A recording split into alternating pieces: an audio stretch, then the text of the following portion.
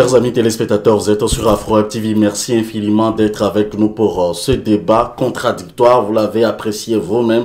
Vous êtes en direct sur Afro TV, nécessairement sur notre chaîne YouTube.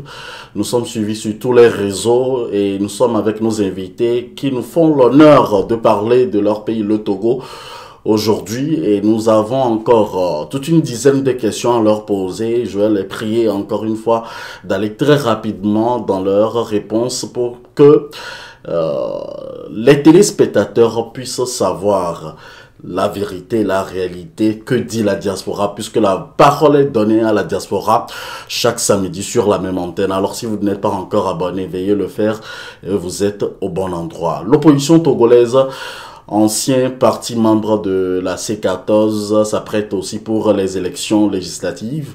Je fais un petit crochet par rapport aux élections législatives et régionales et compte rafler donc des sièges pour avoir une minorité de blocage au moins qui auront-ils donc une raison devant les électeurs vu les circonstances qui sont devant nous. Arriveront-ils donc à avoir plus facilement le vote des électeurs suite à la modification de la Constitution? C'est ma question pour nos invités de ce jour. Monsieur Tché Alphonse, nous sommes dans une ultime phase donc de cette émission. Qu'en dites-vous? Nous lançons un appel historique au peuple togolais de faire ce que ce peuple a fait héroïquement en 1958, c'est-à-dire contre les colons français qui refusaient justement la souveraineté du Togo. Les partis nationalistes ont réussi à faire de l'élection de 58 une élection nationale où du nord de Dapan jusqu'à Néran, le parti nationaliste a réussi, n'est-ce pas, à arracher cette victoire et qui a déterminé l'indépendance du Togo. Aujourd'hui, nous sommes également confrontés pratiquement à cette même problématique où la souveraineté du Togo est captée par une minorité pieuse, c'est Faure Gnassingbé qui lui-même qui le dit. Il faudrait faire de ces élections d'avril, du 20 avril, ce plébiscite national pour que le peuple togolais récupère son parlement et envoie ses propres députés et que ces députés puissent de façon légitime légiférer au nom du peuple togolais. Enfin, il faut l'alternance politique et un seul et même parti qui a régenté ce pays pendant 60 ans, le moment est venu, n'est-ce pas, de tourner la page, d'aller vers l'alternance politique et que le peuple togolais puisse être maître de son destin, parce que, bien évidemment, on va se poser la question de la gouvernance, de la gestion de ce pays, de la redistribution, n'est-ce pas, des ressources pour que aucun Togolais ne meure de faim et que le niveau de vie, n'est-ce pas, des Togolais soit élevé et que la pauvreté recule. Et ça prend une nouvelle équipe, une nouvelle gouvernance. Et c'est ce vote-là, n'est-ce pas, ce vote historique auquel on appelle le peuple togolais pour montrer la porte aux usurpateurs qui, pendant toutes ces années, ont pillé, volé, violé, n'est-ce pas, le peuple togolais. Je voudrais très rapidement revenir sur deux éléments qui concernent le dialogue. J'ai évoqué tout à l'heure cette attitude de Faure Gnassingbé d'aller à l'extérieur du Togo et de prôner le dialogue partout, n'est-ce pas? Mais à l'intérieur du Togo, il se refuse de considérer les Togolais, de créer les conditions de paix, et n'est-ce pas? Et ça, c'est complètement incompréhensible. Vous voyez, son propre frère, Pacha Gnassingbé, ça fait 15 ans que Pacha est en prison et qu'il est malade, et qu'il se refuse de le libérer. Ça fait 2 ans que Oumoulou est enchaîné dans des conditions de torture qu'on refuse de le libérer. Ses propres prisonniers, il y a une centaine de prisonniers politiques. Pourquoi il fait ça? Pourquoi il refuse? Pourquoi cet autisme-là? Vous voyez, donc il refuse le dialogue au Togolais. Il refuse de rencontrer les leaders des partis politiques pour discuter avec eux, ouvrir les négociations, et mais à l'extérieur, il joue, n'est-ce pas, aux sapeurs-pompiers, à la mère, comment on l'appelle, aux grands samaritains, alors que dans son propre pays, il fait preuve de violence, de cécité et de cruauté. Et ça choque la conscience humaine. Et donc, on l'appelle à comprendre que là, en politique, c'est d'abord dans sa propre maison qu'on balaye avant d'aller balayer la maison de l'autre. Il va libérer le fils de Bazoum, mais au Togo, il maintient Pachanga Sibé en prison et ça, on ne peut pas l'accepter. Voilà qu'on vient de jeter encore un des grands journalistes que le Togo ait connu, le directeur de publication de la Dépêche, 70 ans, mais on peut critiquer ce journal, mais quand même la contribution de ce monsieur au journaliste togolais est énorme. On jette ce jeu tout simplement pour avoir critiqué le procès biaisé comment on l'appelle, du général Katanga, dont on sait qui sont les assassins de Madjouba, et que cette parodie de procès, pour avoir critiqué en donnant des éléments tout à fait objectifs, eh bien, on le jette en prison. Voilà Fonia Sibé qui refuse le dialogue. Et docteur Kate nous parle encore des dialogues, etc. Vous voyez, c'est comme la poudre aux yeux. Il faut poser les fondamentaux de ce dialogue pour que ça soit réellement un dialogue. Et enfin, au niveau de 10 la secondes, s'il diaspora, vous nous plaît. sommes je termine là, nous sommes une force de proposition. Vous voyez, au niveau de la diaspora, nous sommes une force de proposition et nous avons fait des propositions. Mais ces propositions étaient toujours balayées du revers de la main. La preuve, le ministre des Affaires étrangères, Doucet, n'a jamais tendu la main à cette diaspora pour qu'on puisse discuter. Il a voulu créer sa propre diaspora de façon dictatoriale et imposer son point de vue à cette diaspora. Tu voyez, donc c'est des gens qui ne sont pas ouverts au dialogue. Ils pensent qu'ils ont le pouvoir, ils pensent qu'ils ont la force, la violence, ils utilisent la violence, ils s'imposent en s'accaparant des richesses du pays, en mettant les Togolais dans la souffrance, de la pauvreté, dans l'exploitation. C'est de ça qu'il s'agit. Alors, je dirais, cette race, n'est-ce pas, de braqueurs, de voleurs, de violeurs, Merci, il merci, faudrait absolument qu'on s'en merci, débarrasse et qu'on merci, la place. merci, C'est de ça qu'il s'agit. merci, merci. Voilà. Monsieur T. Alphonse Lawson Yamassadi Hefmo, vous savez les règles donc de notre média aussi. Si un jour vous voyez par exemple Afro TV qui ne travaille plus, je ne sais pas si vous serez fier de tout ce qu'on a pu faire jusque-là. Donc, essayons donc de revoir nos propos et pour qu'on puisse évoluer dans de bonnes conditions. Docteur Albert Katé, la même question pour vous, Nous mettons très juste les rapidement. mots sur Je vais continuer.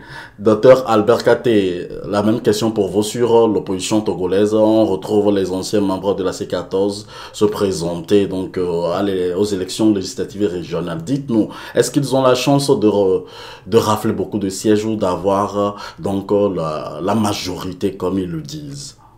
Vos analyses très rapidement, 2 minutes 30. Bon, je souhaite à tout candidat un succès parce que je sais ce que c'est que participer aux élections. C'est beaucoup de tension, beaucoup d'efforts et que le meilleur gagne et qu'ils se procurent des programmes qui puissent convaincre leur population. Bon, dire que le contexte actuel sur le régime parlementaire va leur faire rafler des sièges, ça va en deux sens. Et ça dépend de l'effet de cela sur la population, si c'est la priorité. Pour certains, la priorité, c'est trouver du pain sur la table et comment vous pouvez réaliser vos promesses électorales. Bon, pour certains ne suivent même pas l'actualité pour voir c'est quoi un député, c'est quoi un parlement, qui est premier ministre, c'est pas ça leur quotidien. Donc, ça dépend de la population qui est visée avec ce message-là. Donc, en faire un message de la campagne, en ce moment, ça peut aider quelque part et ne pas aider. Parce que la majorité des Togolais, c'est dans les zones rurales, n'ont même pas la télé pour voir c'est quoi ce qu'on appelle les institutions de la République. Mais il faut être très stratégique dans ce genre de choses-là. Bon, donc, autre chose, je vais dire sur ça, c'est, n'oubliez pas, hein, il y a pour certaines populations, si vous parlez de ce message de régime parlementaire,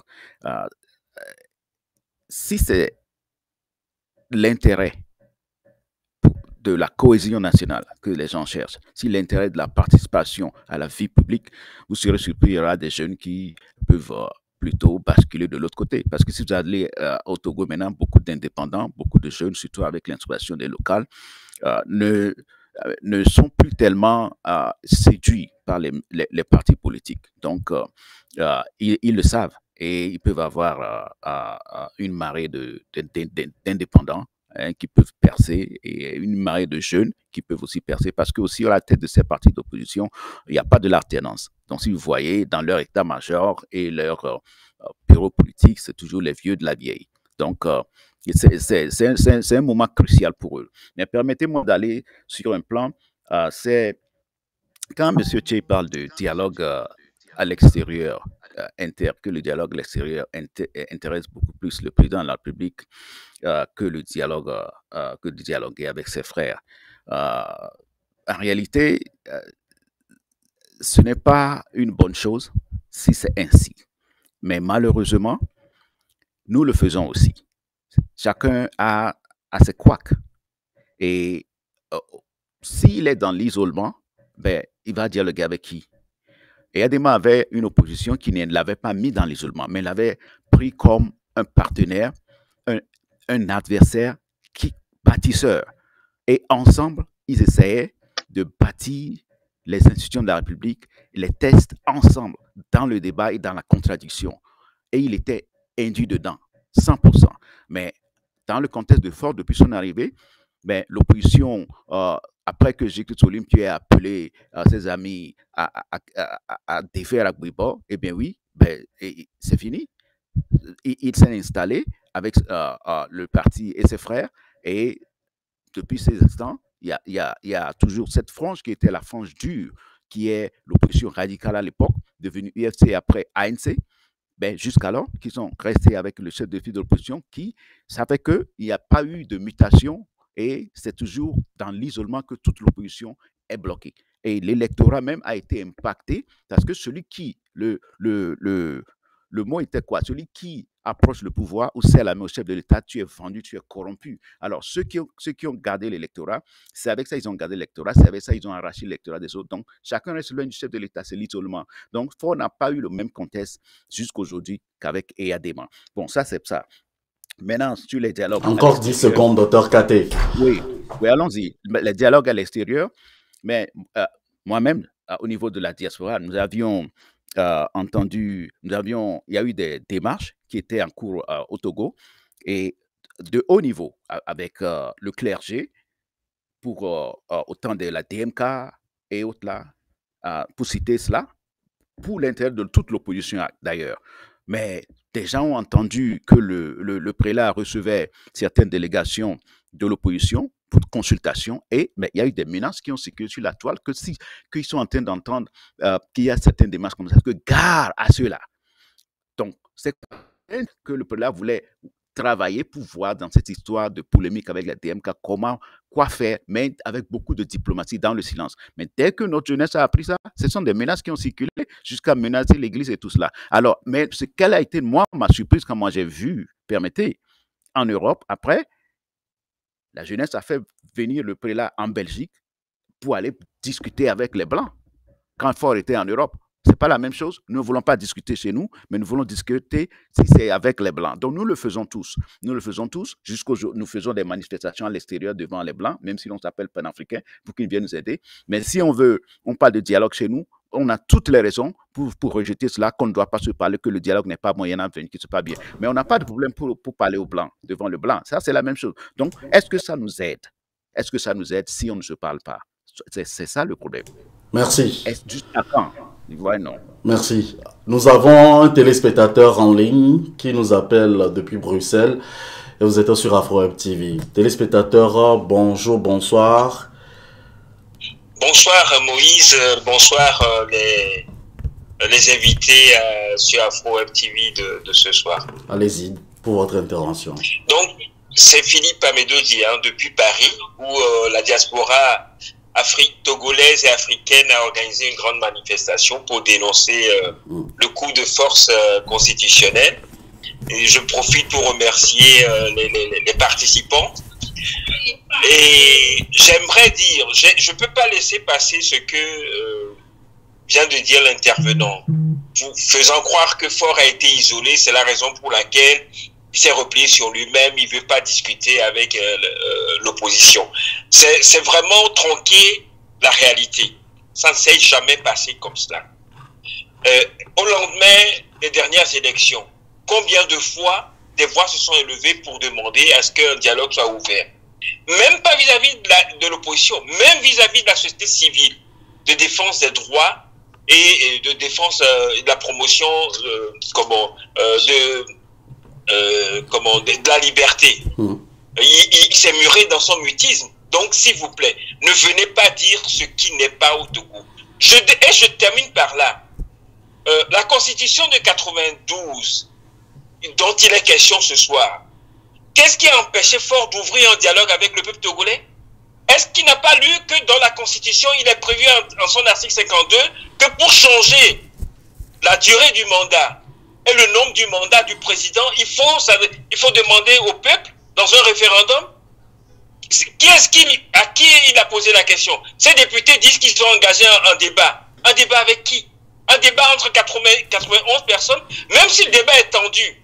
Comment se fait-il qu'il y a eu 99 qui ont voté pour une abstention et un rejet? C'est pas 99. Il ne faut pas mentir aux Togolais. Monsieur il y a 89 qui ont voté pour. Sur les 91 députés, où se trouve le débat? C'est un débat constructif, ça? Donc, s'il vous plaît, que le monsieur là ne vienne pas nous dire que Faure est isolé parce que l'opposition togolaise et radicale ne veut pas le dialogue. Monsieur Amedodi, j'ai une question. Avec personne. J'ai une question très rapide pour vous. Est-ce que vous avez l'impression que la manifestation que vous avez faite du côté donc de l'Europe aujourd'hui, vous aurez gain de cause chez les autorités françaises ou européennes? Je vais vous expliquer. Nous, on a vu ce qui s'est passé au Sénégal. Il revient au peuple togolais de s'organiser, de se mobiliser. La libération du Togo ne viendra pas. La libération du Togo ne viendra pas de l'Occident. Moi, j'habite en Occident depuis une trentaine d'années. Ils sont occupés à leurs propres problèmes. Il revient aux peuples africains, aux Togolais, de faire en sorte que leurs problèmes trouvent des solutions sur le territoire national. Ceux à qui nous croyons, ceux que nous croyons qui pourraient venir nous libérer, s'ils viennent même, ça ne sera pas aux mêmes conditions. Est-ce que nous sommes prêts à accepter que la France parte et qu'une autre puissance reprenne le travail d'esclavagisation de notre pays? Non. Donc c'est un message, je profite pour lancer cet appel-là.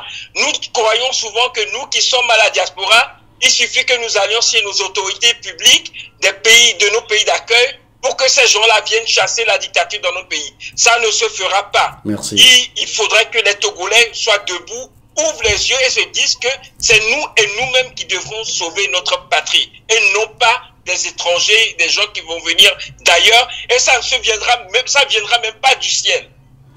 Merci, Monsieur Philippe Amedodi, pour votre avis. L'émission, c'est Avis de la diaspora. Merci de nous avoir appelés pour aujourd'hui. La même question très rapidement, si vous permettez, chers invités, de répondre 1 minute chacun à la question que je viens donc de poser à Monsieur Philippe Amedodi concernant donc la manifestation qui a eu lieu, qui vient même de se terminer en Europe. Monsieur Tchehelo Losoni Amassadi Refoume.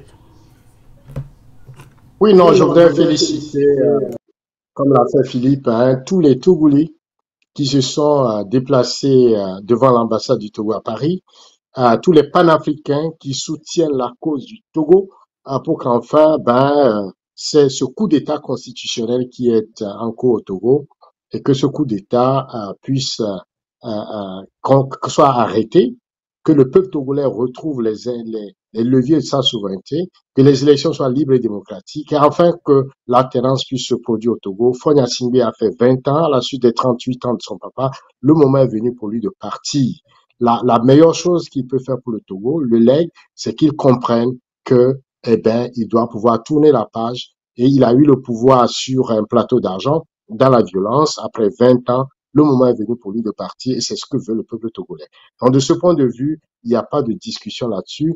Et ensemble, après, on pourrait donc, les Togolais vont se retrouver et créer les cadres, n'est-ce pas, de discussion, d'amélioration et de développement de leur pays. Sur la question du dialogue, le bilan de Fonia Sibé est assez accablant. Vous voyez, Monsieur Lawson, on va revenir sur la question du dialogue, mais permettez à ce que Monsieur Lawson, permettez à ce que Dr Kate réponde à la même question très rapidement en 1 minute. Dr Kate, dites-nous, la manifestation qui a été faite par certains Togolais en Europe aujourd'hui, votre appréciation, très rapidement en 1 minute. Non, j'ai pas les images, mais c'est la liberté d'expression. Ce sont les acquis de la démocratie et il faut que le débat continue et par tous les moyens légaux. Et une manifestation n'est pas quelque chose d'illégal, c'est une très bonne chose. Et c'est une façon de s'exprimer, de faire bouger les sujets sur l'agenda politique de ceux qui sont en charge. Donc, moi, je n'ai aucun problème avec ça. L'essentiel, c'est qu'il y ait des résultats. Et lorsque nous avons le courage de parler devant les Blancs, et qu'on ait aussi le courage de se parler. C'est sur ça, moi, je viens maintenant. Le point de M. Philippe Amédo dit que le chef de l'État n'est pas dans l'isolement. Eh bien, moi, je respecte son point de vue politique. Je suis sûr qu'il ne peut pas nier qu'il connaît dans le contexte togolais que si tu approches le pouvoir, tu es entaché, tu es vendu, tu es corrompu, tu salues la même chose de l'État. Ça ne date pas de maintenant. Et je pense que tous les politiciens togolais le savent. Et l'effet que ça a sur les partis politiques, il n'a qu'à vérifier auprès des partis politiques de l'opposition surtout, qui étaient des premiers rangs. Et ils vont lui dire comment ça a affecté leur électorat. C'est une question de sincérité. Donc, nous devons arriver à ce niveau si nous voulons aller de l'avant, qu'on ait le courage de dire certaines choses pour que nos habitudes, nos comportements envers nous-mêmes soient différents. Vous savez, l'effet de ces choses, jusqu'aujourd'hui, c'est le peuple qui paye le prix. Parce que tout ce qu'on fait, on discute, on négocie, on lutte, on fait des choses, mais après ça va nulle part, on retombe dans la violence. Donc, c'est le moment de se dire la vérité, qu'on évite certaines choses. Donc, maintenant, parler du dialogue. Non, on va pas revenir sur cette question de dialogue, mais attendez, jusqu'à preuve du contraire, je suis le maître de l'émission, vous êtes muté et personne ne vous écoute, Dr Kate. Attendez pour que je puisse, puisque je dois évoluer avec les questions. Merci pour votre compréhension. Alors, toute chose, je sais que vous êtes imprégné dans cette question de dialogue, mais ce qui nous intéresse et qui intéresse aujourd'hui, donc la plupart des Togolais, c'est la nouvelle constitution qui sera peut-être qui est en relecture à l'Assemblée nationale. Et donc vous savez tous donc le communiqué qui est sorti où disent toutes choses étant perfectibles comme le souligne donc le gouvernement. Que proposeriez-vous pour parfaire ce qui est sur la table aujourd'hui? C'est ce qui concerne au fait les Togolais et c'est ce qu'ils veulent savoir. Nous vous inviterons exclusivement, je promets vous inviter tous deux sur ces questions de dialogue au Togo. Mais pour l'heure, répondez à ma question. Que proposeriez-vous pour parfaire ce qui est en face des Togolais aujourd'hui? Monsieur Thierry Lawson Nyamassadi. Non, mais c'est un non-événement.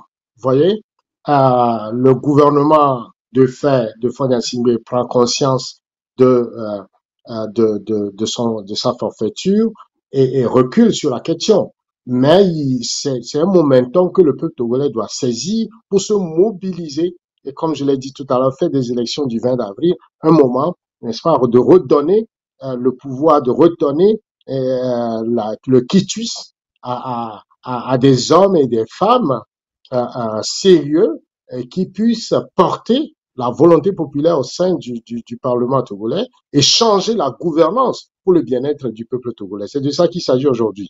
Donc, dire qu'on va améliorer tout ça ou changer une virgule, c'est la poudre aux yeux. Monsieur Moïse, est-ce que vous avez vu Fonia Sibé depuis les 19 ans qu'il a usurpé la tête de l'exécutif togolais? Est-ce que vous l'avez vu une seule fois au Parlement togolais présenter un discours, sa politique? Est-ce que vous l'avez vu rencontrer les députés? Jamais. Jamais. Il ne travaille pas, c'est un monsieur paresseux. Et de ce point de vue, qui refuse de rencontrer ses opposants, et il est à l'extérieur entre deux avions, en train de voyager avec l'argent du contribuable, en laissant les Togolais sur le carreau de la souffrance, de la pauvreté. C'est de ça qu'il s'agit. Et il s'appuie, il compte sur une armée qui le protège. Et comme le docteur Kate parle de violence, on retourne de la violence. La violence, c'est qui fait la violence, qui provoque la violence, qui tue, qui a le bon côté du fusil. Mais justement, c'est Fonya Singbe et sa grade prétorienne. Donc, de ce point de vue, vous voyez, il faut analyser le problème, diagnostiquer la vraie source, comme vous l'avez dit, et régler les problèmes de fond. Je fais toujours ce parallélisme avec son papa. Moi, j'étais leader étudiant. On a posé des revendications étudiantines. Le président Yadema, le feu président Yadema, m'a invité à 3 reprises à le rencontrer. Donc, je l'ai rencontré, nous avons discuté. Je n'étais pas leader, je n'étais pas un homme politique. Je n'étais pas non plus quelqu'un d'important. En tant que leader étudiant, il m'a invité. Est-ce que Fort a déjà rencontré un leader étudiant togolais? Est-ce que Fort rencontre ses opposants? Mais c'est ça. Alors, le monsieur Mais monsieur Lasson, vous n'êtes pas au Togo. Comment est-ce que vous le saurez Monsieur Lasson, vous n'êtes pas au Togo. Et ça fait. C'est quand votre dernière visite au Togo, monsieur Lasson? Une très très bonne question. Je vous réserve la réponse une prochaine fois. Voilà, merci d'avoir répondu de cette manière. Alors, docteur Kate, sur la même question, quelles sont vos propositions pour améliorer ce que nous avons sur la table aujourd'hui? Je me rejoins à plusieurs propositions, mais d'abord, comme nous avons l'habitude de le faire, il faut motiver la participation des gens en essayant de décanter la situation. Et l'une des façons, dans notre tradition, c'est la libération de certains prisonniers politiques pour apaiser des cœurs. Tout comme M. Che avait parlé d'une certaine dame qui est arrêtée. Il a aussi parlé du doyen journaliste. Et cela ne coûte rien de laisser ces personnes en liberté juste pour apaiser des cœurs et qu'on entre dans un débat, inclusif. Moi, je dis, vous me demandez ce qu'il faut apporter. La première des choses, c'est le dialogue. Et c'est ça que le clergé aussi demande. C'est ce que la plupart des personnes demandent. Et même Kodi Togo, dont fait partie l'intervenant à M. Philippe Amédodji, a aussi fait des propositions pour demander un dialogue inclusif, dont aussi a fait partie M. Che. Vous avez aussi demandé un dialogue inclusif. Mais ce que nous disons, il y a la connaissance intellectuelle sur papier pour faire de bonnes propositions, puisque vous me demandez quelle proposition apporter à la chose. Mais ça ne se limite pas là. Si nous tenons un langage d'invective, on appelle ceux avec qui on va dialoguer violeurs, braqueurs, crimes, de tous les noms. Mais au même moment, nous publions un document, nous voulons dialoguer avec eux. C'est ça. Monsieur l'intervenant, Philippe Amédodji, s'est plaint que pourquoi le chef de l'État n'a pas appelé les gens à discuter suite aux élections de 2020. Ben, je sais qu'il a raison, le dialogue doit être permanent, mais quels sont les langages? L'appel pour aller vers ce dialogue-là, quel est le langage diplomatique utilisé et ça n'a pas donné? Si vous appelez un chef d'État pour un dialogue et vous lui, dans cet appel, ou bien vous utilisez des mots ou des formules qui bloquent cette possibilité, vous devez le savoir d'avance.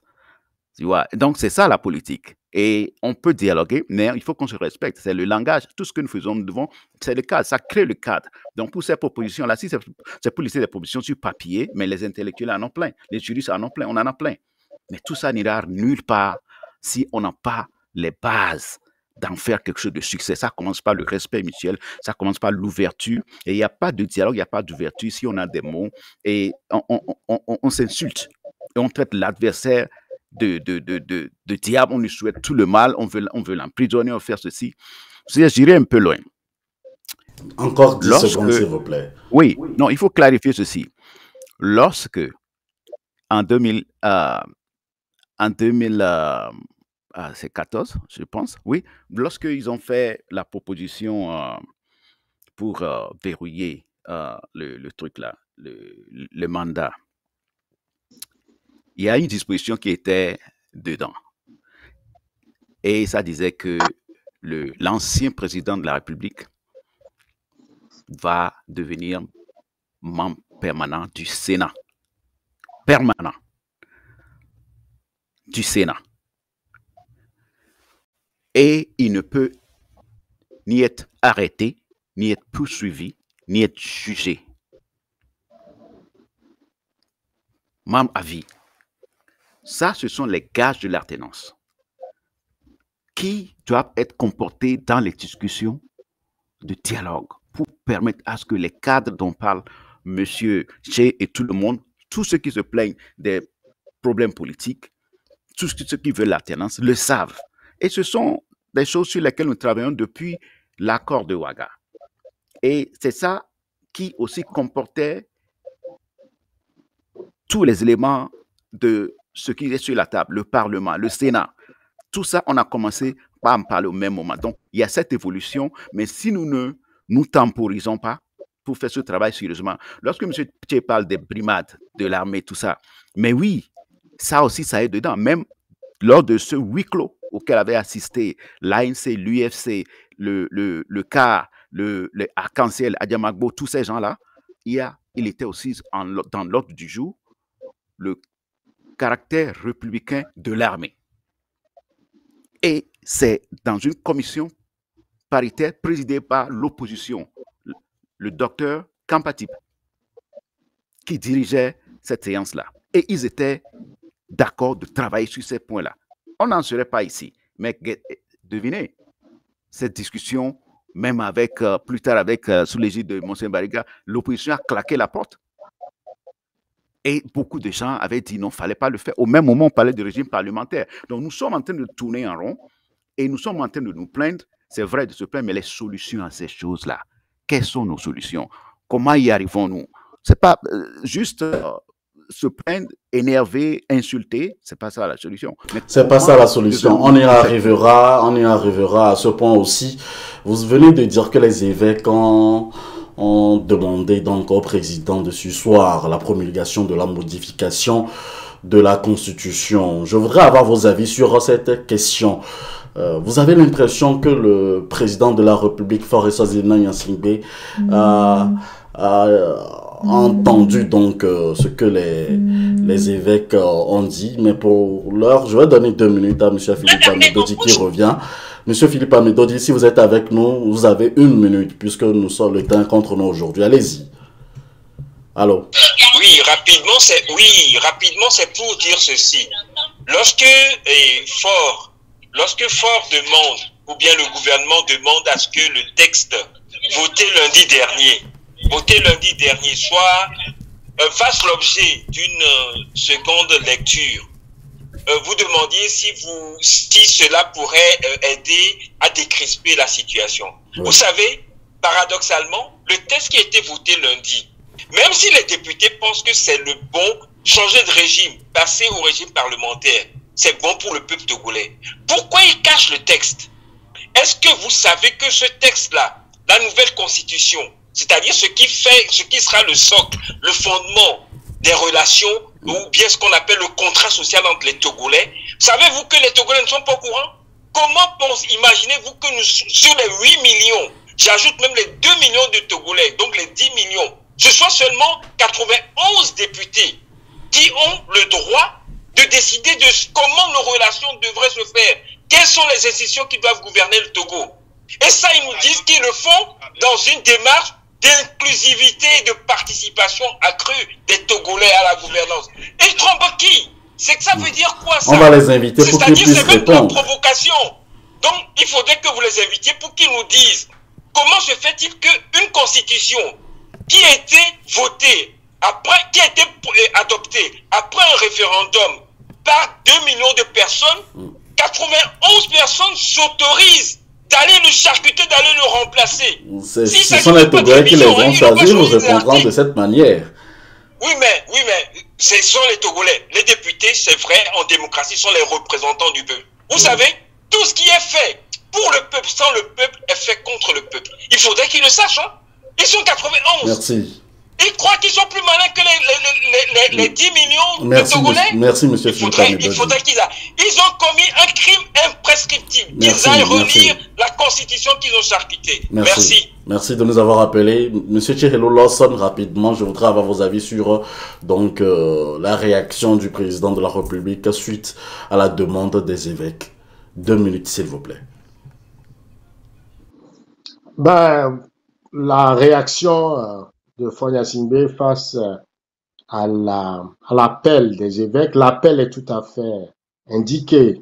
Les évêques sont dans leur rôle, n'est-ce pas? Ils ont vu venir l'ouragan et donc ils sont intervenus pour éviter justement que cette décision unilatérale d'un seul courant politique qui s'est retrouvé par la force des choses au Parlement impose aux Togolais un changement de régime sans que cela ne fasse l'objet de référendums, de débats, parce que c'est des questions qui touchent l'emblème du vivre ensemble, de la matrice même de l'État-nation.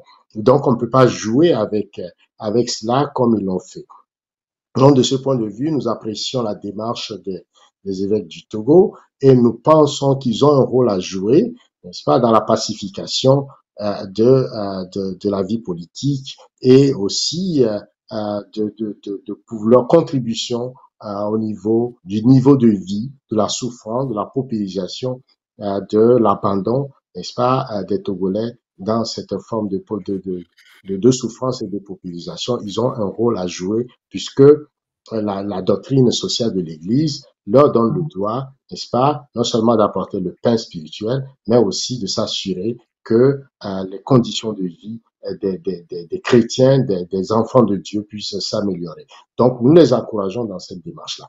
Alors, pour revenir très rapidement à la manifestation qui a eu lieu à Paris, Pierre Hamid a sorti un communiqué où il appelle toute la diaspora à multiplier cette initiative partout, n'est-ce pas, devant les institutions, devant les ambassades du Togo, mais aussi les institutions, pour qu'on reprenne la mobilisation de 2017 au niveau de la diaspora, pour que Fonia Singbe comprenne et son régime qui n'ont pas le droit de faire ce qu'ils veulent de la constitution du Togo, ou du moins empêcher les Togolais de pouvoir jouir de leurs droits fondamentaux, celui de pouvoir faire la liberté d'association, la liberté de manifestation, et aussi de pouvoir voter librement et que leur vote soit compté et que le tripatouillage électoral constitutionnel, qu'on puisse mettre fin, enfin, qu'on arrive à avoir l'alternance dans la paix. C'est vraiment important cela. Et nous estimons que monsieur le docteur Kate, quand il parle de dialogue, doit aussi travailler sur la question de la violence. C'est très, très important. Quand vous enlevez ça de l'équation, là, vous faussez complètement les choses. Les mots que vous estimez être des insultes, etc., ce n'est que des qualificatifs de la réalité, mais parle de la réalité. Parce que c'est Albert Camus qui l'a dit, quand vous nommez mal les choses, eh bien, vous vous ajoutez le malheur au monde. Donc, il faut savoir nommer les choses. Ce que nous disons, c'est regardez par exemple la violence qui est faite, ou un Togolais, où il n'y a pas la peine de mort. On arrête un Togolais, on ne le juge pas, on le torture jusqu'à ce que mort s'en suive dans les prisons de Fonia Singbe. On a eu 8 jeunes Togolais qui ont été tués comme ça dans les prisons sans qu'il n'y ait pas de conséquences, monsieur Dr. Kate. Est-ce que vous trouvez que c'est tout à fait normal? La question tout à l'heure de cette dame, Léla Traoré, qui est maintenue depuis 5 ans. Donc, gouverner, c'est le bien-être des populations, c'est le bien-être des gens. Donc, vous ne pouvez pas traiter d'un côté les populations comme ça et vouloir toujours se maintenir, s'imposer à eux. Voyez-vous. Donc, il y a un problème. Nous pensons qu'il y a un problème avec l'état psychologique de Fonia Singbe. C'est quelqu'un qui a Machiavel à son chevet et il a appris 2 choses. Il est né le cuillère d'or à la main. Il est né fils de président. Il a grandi fils de président. Il est devenu président. Pour lui, la seule façon de se faire obéir, c'est faire preuve de cruauté. C'est faire preuve de cruauté envers les Togolais. Et les Togolais vont se soumettre à part vente à sa cruauté. C'est de ça qu'il s'agit. C'est quelqu'un qui a du mépris total pour ses propres concitoyens. Et c'est ça qui est grave. Alors, quand on parle de dialogue, Il faudrait que vous travailliez sur ces aspects, parlez-lui, faites-lui comprendre que c'est pas des animaux qu'il gère au Togo, c'est des hommes, des personnes et c'est des Togolais. Et ces Togolais ont droit à la liberté de réunion, à la liberté de circulation et que ces Togolais aussi doivent être traités dignement et que tous ces prisonniers soient libérés et qu'on crée un cadre inclusif de dialogue et que les décisions de ce dialogue soient respectées pour la paix, la sécurité et le bien-être. On ne peut pas continuer par traiter les Togolais comme des meubles, des biens meubles, taillables et conveyables à merci avec toute la souffrance. Merci, monsieur Lawson. Merci, monsieur Lawson. Merci. Merci, monsieur Lawson. Docteur Kate, je viens à vous maintenant. Monsieur Lawson, je vous ai muté. Merci, monsieur Lawson. C'est aussi l'avantage aussi d'Afro Web TV pour permettre également l'équité entre nos invités. Docteur Albert Kate, dites-nous concrètement et maintenant les évêques ont été entendus par le président de la République et le président à son tour a demandé une seconde lecture. Si j'ai mal vu à travers mes propos, vous m'en excusez, mais quelle est votre analyse? D'abord, un éminent opposant qui respecte beaucoup les évêques, le professeur Edem Kodjo, feu professeur Edem Kodjo, ancien premier ministre du Togo, que tout le monde connaît, contributeur de la conférence nationale, en fait, était le premier, en tant que homme de main du président Yadema, qui, lors de la conférence nationale en 1991, dans son discours, comme on l'a dit, a choisi de clamer haut et fort son soutien pour le régime parlementaire. 1991 à la conférence nationale. Donc que notre jeunesse de la diaspora se temporise. Faure n'est pas l'auteur de ça. Et les opposants dont nous parlons, ce sont des constitutionnalistes, ce sont des gens, des grands juristes, ils s'y connaissent, des grands professeurs. Donc le texte même, comme l'a dit le professeur Juris, c'est pas mauvais. Maintenant, si Faure a écouté, voilà. Et maintenant, si nous disons que il y a la violence, les gens ont été enfermés, je disais que nous avons obligation de travailler sur la solution aux problèmes de violence, aux problèmes d'emprisonnement. L'une des meilleures choses pour solutionner quelque chose à quoi on ne trouve pas une fin, c'est de s'asseoir soi-même pour prendre le devant et solutionner cela. Une histoire très drôle. Vous vous rappelez, en temps, une fois, il y avait des brimades et des problèmes dans la région de Mango avec le préfet d'alors. Et il a eu à dépêcher ces militaires qui ont vraiment fait des choses qui n'étaient pas appropriées et la population s'était levée, vous vous rappelez. Et l'opposition aussi, toute la société civile, tout le monde s'est exprimé, mais le chef de l'État a immédiatement enlevé ce préfet-là. Mais moi, je disais à l'époque, à nous tous qui avions demandé l'attention du chef de l'État pour que cette région de Mango, ce qui se passe là-bas, qu'on donne raison à la population, qu'on prenne des décisions. Mais il a fait, mais la question est celle. Les opposants qui voyaient le bien de la population, il n'y a pas un seul qui a demandé à ce qu'on mette un de ces militants là-bas pour gérer Mango. C'est ça le problème. Nous ne trouvons pas la solution, nous ne nous associons pas à la solution et nous nous plaignons toujours. Ça coûte quoi qu'un opposant soit ministre de la sécurité pour qu'il n'y ait plus des brimades des policiers ou bien de l'armée dans la sécurité? Ça coûte quoi de demander? Mais c'est ça. L'ouverture est là et nous refusons. Donc, les conséquences, ce n'est pas de ça qu'il s'agit. Les solutions, c'est de ça qu'il s'agit. Monsieur Tché parle de Albert Camus, mais Albert Camus, il n'est pas diplomate, à ce que je sache. Donc, Bodro, Monseigneur Bodro, feu Monseigneur Bodro, il n'a jamais traité Yadema de voleur, de brigand, de quoi que ce soit lorsqu'il faisait la conférence. Il avait cette mission d'amener le Togo dans un sursaut démocratique. Il n'aurait pas réussi. Monseigneur Bariga, dans toutes les discussions qu'il a eues, n'a jamais tenu ses propos vis-à-vis du gouvernement de Bawara, de qui que ce soit, que tu es voleur, ceci, cela. Non, c'est ça, c'est de ça qu'il s'agit. Donc nous voulons aller de l'avant, mais le langage diplomatique que ces gens qui ont cette mission noble dans la vie de faire, à chacun sa profession. Donc respectons cela et c'est que ça se fasse dans les règles de l'art, la diplomatie et le dialogue, le respect. Ça donne de l'effet. Merci. Sans cela, on peut jérémiader à longueur de journée, mais les problèmes vont demeurer les problèmes. C'est les solutions qu'on cherche. J'ai encore 2 petites questions. Je sais que j'ai encore au moins 10 questions à poser à nos invités de ce jour, mais je vais les résumer en 2 petites questions. Je vais vous inviter encore une fois à nous aider à faire évoluer notre chaîne Afro Web TV, puisque vous connaissez, c'est ici que ça se passe.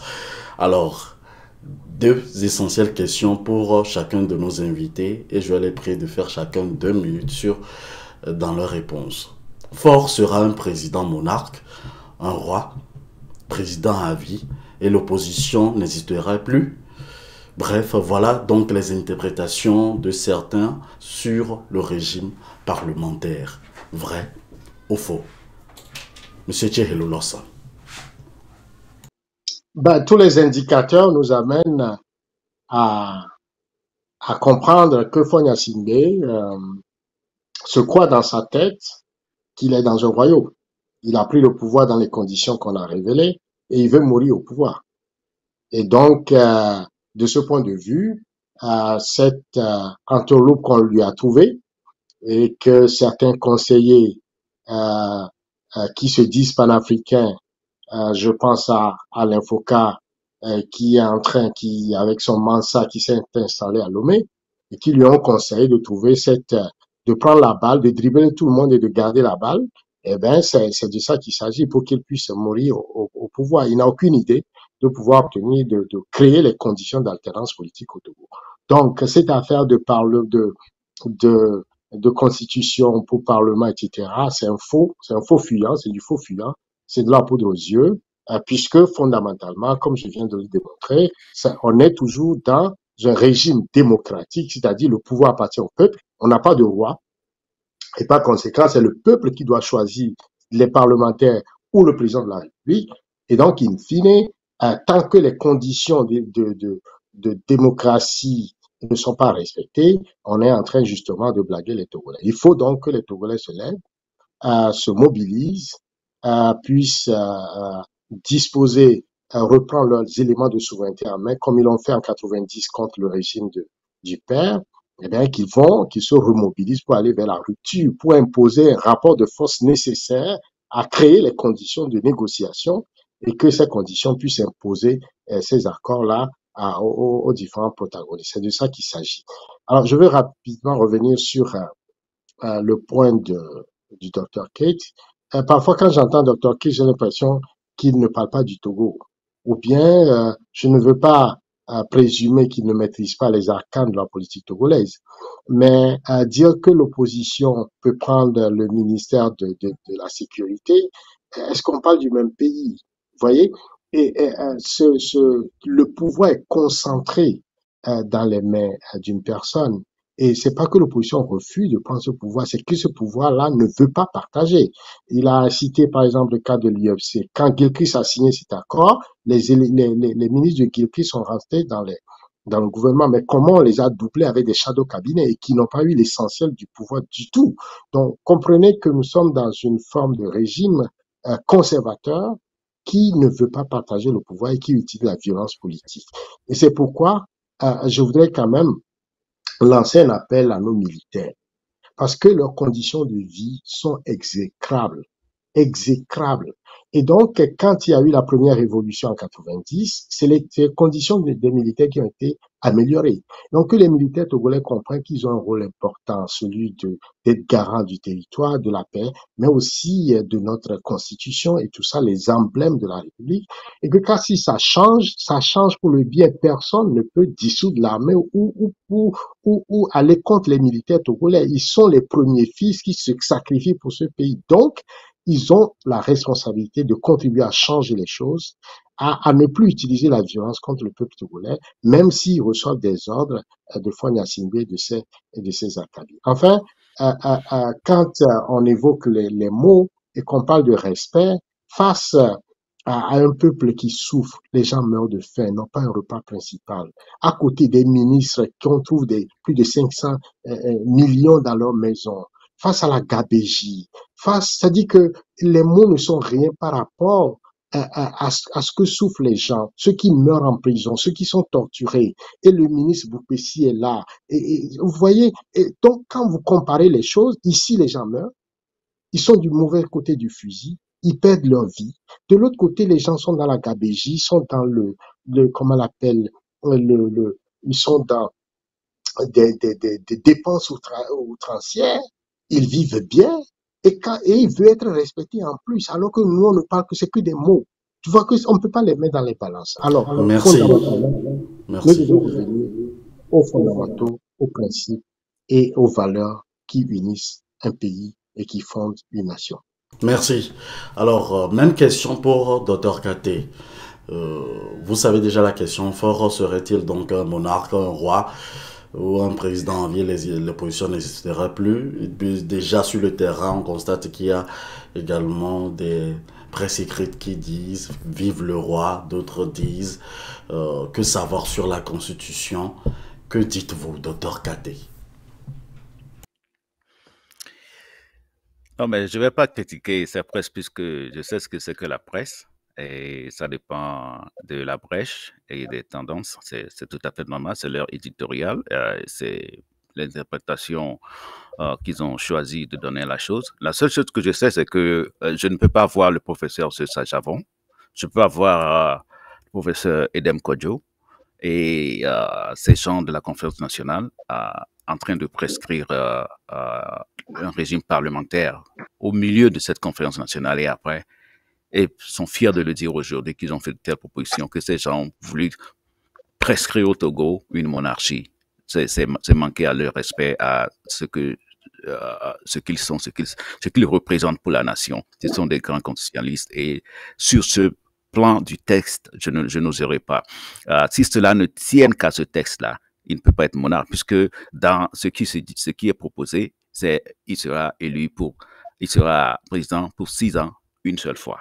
Donc, être monarque, comme M. Thiel l'avait défini, les rois sont là permanemment. Donc, si on dit tu es là pour 6 ans, une seule fois, est-ce que ça c'est permanent? C'est pas permanent, c'est pas la même chose. Ce qui est roi, on connaît, et c'est pas ça. On est libre de prêter ces rhétoriques comme on le veut. Mais en réalité, techniquement, si on veut laisser ça de côté, c'est pas de ça il s'agit. Monsieur Thiel parle de ministre de la Sécurité, que l'opposition ne peut pas avoir ce genre de ministère, que le pouvoir ne le donnerait pas partagé. C'est cette façon de présenter la solution à la population qui prête confusion, puisque en 1994, lorsque les prérogatives ont été négociées dans un dialogue bien sérieux, eh bien oui, on a eu le ministre de la Sécurité qui était un membre de l'opposition, M. Massémé, qui est toujours en vie jusqu'aujourd'hui. Vous voyez, donc il y a plusieurs postes de l'opposition qui sont des postes clés qui sont revenus à l'opposition. Comme je disais, Georges Haïdam a eu le ministre des élections et c'est de là qu'il a organisé les élections et l'opposition a gagné propre. Et le régime n'a pas refusé de lui donner ce poste. Ce sont des postes clés et ça lui a donné la victoire pour prendre même la primature et l'Assemblée nationale. Donc, tout le pouvoir au niveau de la primature et de l'Assemblée. Alors, donc, ça a été fait parce que nous avons fait des discussions du dialogue sérieux avec Yadima. Donc, il ne faut pas enlever l'espoir aux gens comme si les négociations de Circus Olympio pour son parti, ce n'est pas la même chose. Donc, si le jeu de Circus Olympio a été doublé par le régime avec des shadow cabinets, eh bien oui, ce sont les conséquences de son jeu politique aussi, puisque lui aussi, il a doublé le régime et le régime s'en est rendu compte. Donc, si le régime fait un deal avec lui, lorsque son parti est fort, et ils se sont mis d'accord pour dire que, OK, tu me colles la paix, voilà, on partage ceci, on partage le pouvoir tel, et demain, toi, tu dis que ton frère et toi, vous êtes querellés, et lui sort avec les militants qui sont les durs, et maintenant, toi, tu restes avec les militants qui ne sont pas durs, eh bien oui, mais c'est quoi la pièce d'échange? Donc, le régime peut voir que, OK, la paix que tu dois apporter, et si ton frère continue par faire bouillir le pays de l'autre côté, mais qu'est-ce qui dit que vous êtes querellés? Il n'y a aucune preuve. Peut-être c'est une stratégie politique. On ne sait jamais. Donc, le régime aussi avait ses raisons, ses mesures. Et ça, ce n'est pas moi qui le dis. Hein. Docteur Gada, qui est de l'UFC, membre influent de l'UFC, l'a dit dans une émission. Et non. Alors donc, des gens ont fait des analyses, des gens ont compris que le régime aussi n'est pas bête. C'est ça, cette histoire de voir l'adversaire, de ne pas comprendre l'adversaire, de ne pas valoriser l'adversaire, qui fait que nous tombons dans des erreurs de dupes, tu vois. Donc, nous parlons des solutions pour amener le peuple dans l'équité, dans la cohésion, dans le respect du nord au sud. Et pour aller là, on ne doit plus rester dans ce schéma pour voir l'autre comme un diable et bien voir l'autre comme dupe. Et on va s'égaler et puis dans l'intelligence, tabler des solutions pour le bien de la nation. C'est ce que nous attendons, les solutions, pas les problèmes. On peut citer les problèmes toute la journée ici, mais je pense que c'est le moment. La CEDEAO, en 2018, lorsque nous avons conclu le dialogue avec la C14, alors le point 42 en bas de cette proposition qui a circulé sur les médias, il était bien dit que le chef de l'État dit qu'il est ouvert à travailler avec toutes les parties. Donc là déjà, c'était bien signifier que si cet accord que nous signons, nous sommes d'accord, eh bien, regroupons-nous ensemble pour les mettre ensemble, pour appliquer ces solutions. Mais où est-ce qu'on a vu l'opposition? Elle a signé, puis elle est partie. C'est ça que, après, M. Fulbert Atisso, M. Antoine Folie, qui sont de la C14, après, ils ont regretté que non, on n'aurait pas dû faire ça. Nous sommes à un moment de sincérité, de dire la vérité au peuple pour qu'on ne répète plus les mêmes choses et on tombe dans la même situation parce que nous sommes fatigués.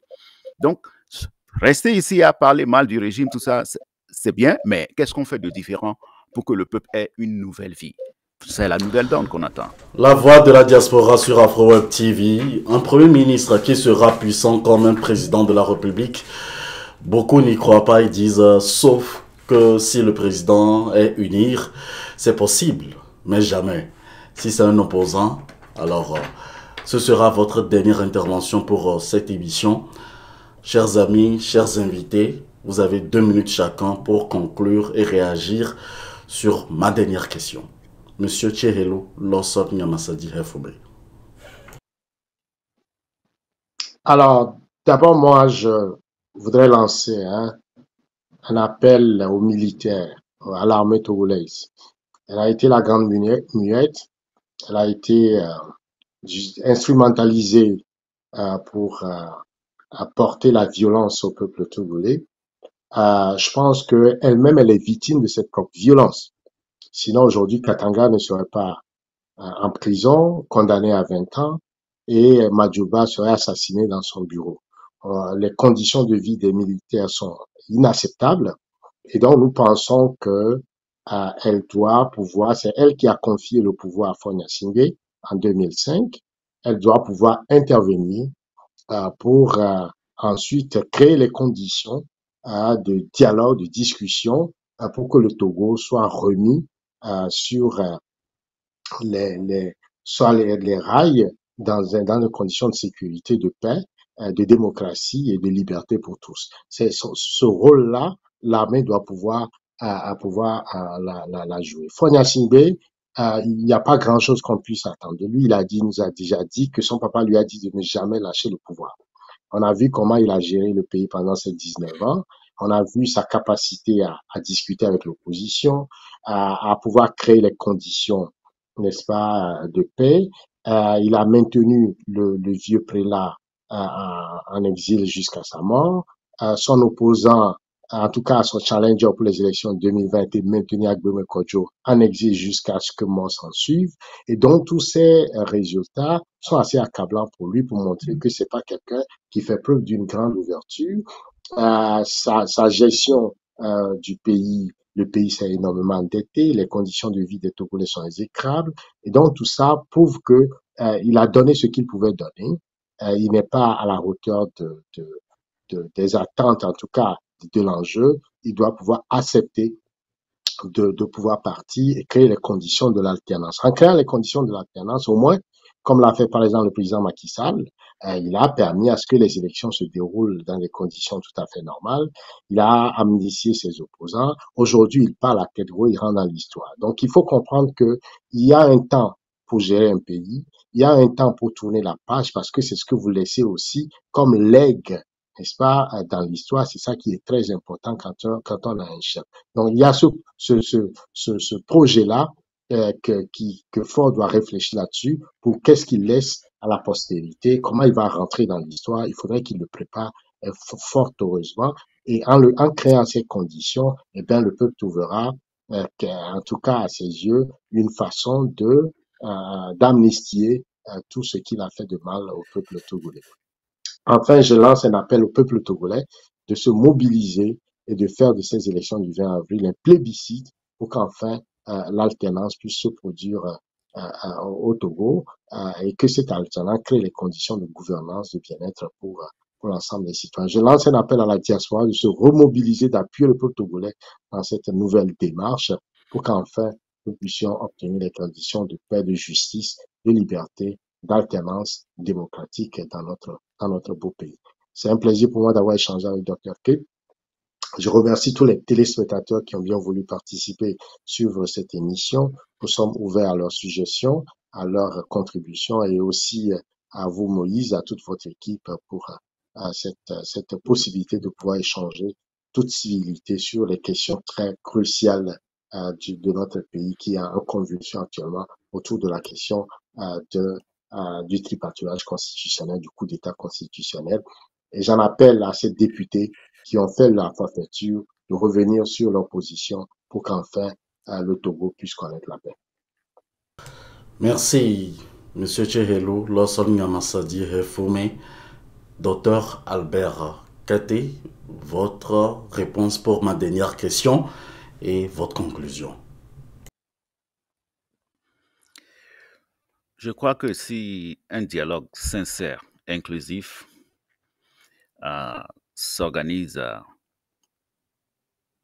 et je précise, avec la diaspora autour de la table, nous pouvons arriver à des solutions qui n'ont jamais été proposées. Et nous pouvons ainsi être des acteurs qui auraient contribué à tourner la page à beaucoup de choses. Un Premier ministre qui sera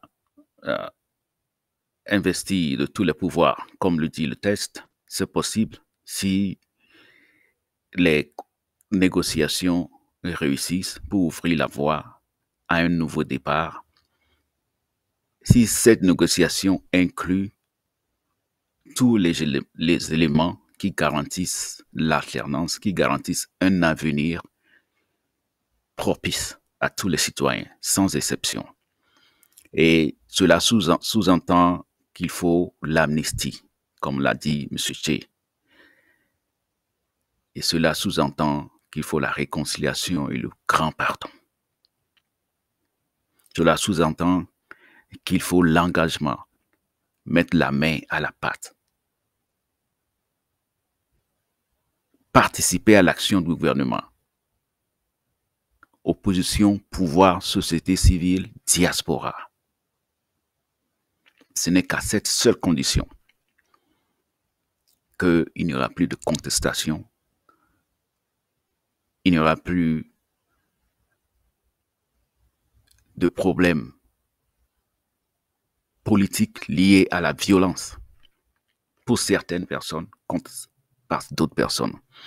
Nous devons arrêter la ruse, jeter des fleurs aujourd'hui à l'armée,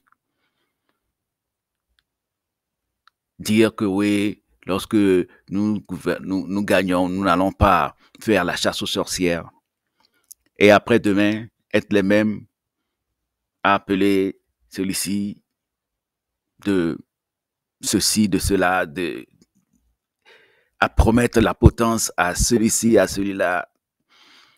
C'est-à-dire, il faut qu'on trouve une ligne droite pour aller vers cette paix, pour aller vers ce nouveau départ.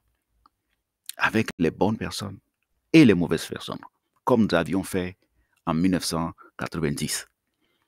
Quels n'étaient pas ces généraux, ces officiers qui avaient aidé la Commission nationale des droits de l'homme à l'époque à déceler des choses pour contribuer au débat et à porter le changement, à tourner la page à certaines violences. On ne l'aurait pas fait si on n'avait pas compris que les bonnes personnes et les mauvaises personnes ensemble font un pays, mais il faut trouver comment le faire. C'est ça l'alternance aussi. Je remercie M. Tché pour le débat et je salue son engagement politique et son esprit de personne qui tient au bien-être de la population. Et j'encourage la jeunesse, la diaspora, à participer à la chose politique, à valoriser la sagesse dans ce que nous faisons. Et ensemble, allons vers cette nouvelle formule, qui est quoi? Le Togo nouveau, mais le Togo de nous tous, sans exception. Je vous remercie. Merci, Dr Katé. Vous êtes leader d'opinion. Merci infiniment d'avoir accepté notre invitation pour ce numéro de notre émission Avis de la diaspora. Monsieur Tché, Helou, Losson, Yamasadi, Hefume, Laté. Ça a été vraiment donc un énorme plaisir pour moi de vous recevoir dans cette émission. Vous êtes économiste, analyste, leader d'opinion et leader panafricain, surtout coordinateur du projet panafricain Pyramide du mouvement pour un Togo nouveau et de la diaspora togolaise. Merci à vous tous qui nous avez suivis sur Afro-Web TV. Nécessairement, si vous n'êtes pas encore abonné, c'est le moment de le faire pour qu'on puisse étendre ensemble donc nos voix. Et aussi, donc, si vous désirez participer à nos débats en tant qu'analyste ou débatteur, ce sera l'opportunité pour vous de nous appeler sur le +1 319 462 89 79. Cette émission, vous la retrouverez en replay et en coupure, bien entendu, sur notre chaîne YouTube. Merci à toute l'équipe qui nous a accompagnés pour la réalisation de cette émission. Merci encore une fois à tout le Togo qui nous accompagne aussi. On verra, on aura encore d'autres invités avec le même plaisir sur la même antenne. Bonne suite de nos programmes sur Afro-Web TV. Bye. Chaque semaine, la rédaction d'Afro-Web TV vous propose un condensé de l'actualité des 7 derniers jours.